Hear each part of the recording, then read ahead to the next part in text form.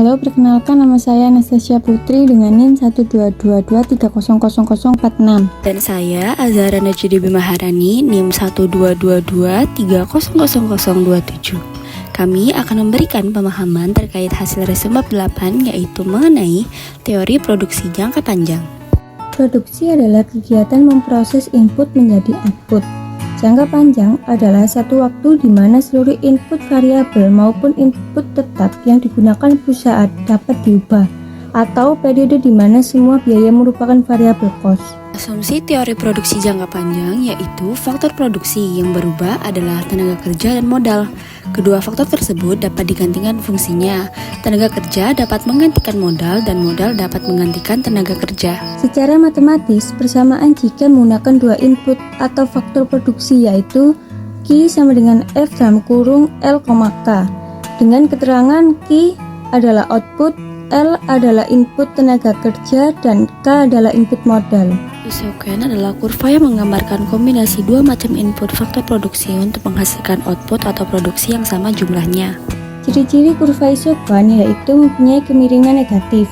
Semakin ke kanan, kedudukan menunjukkan semakin tinggi jumlah output, tidak pernah berpotongan dengan isoken yang lainnya, dan cembung ke titik origin. Isokos adalah menunjukkan kedudukan yang kombinasi faktor produksi yang dibeli oleh produsen dengan sejumlah anggaran atau biaya tertentu.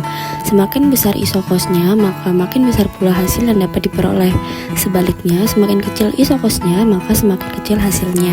Ciri isokos adalah biaya produksi harus diminimumkan untuk menghemat biaya produksi dan memaksimumkan keuntungan. Garis biaya sama adalah garis yang dapat membantu meminimumkan biaya.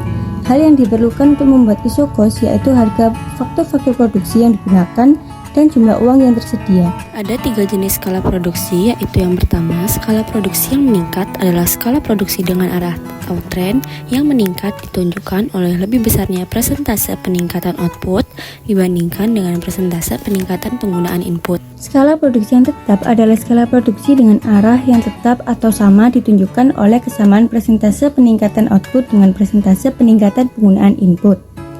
Skala produksi yang menurun adalah skala produksi dengan arah yang menurun ditunjukkan oleh lebih kecilnya persentase peningkatan output dibandingkan dengan persentase peningkatan penggunaan input. Berikut ini adalah kurva dari produksi meningkat, produksi tetap, dan produksi menurun. Sekian hasil pemaparan resume bab 8 mengenai teori produksi jangka panjang dari kami. Terima kasih.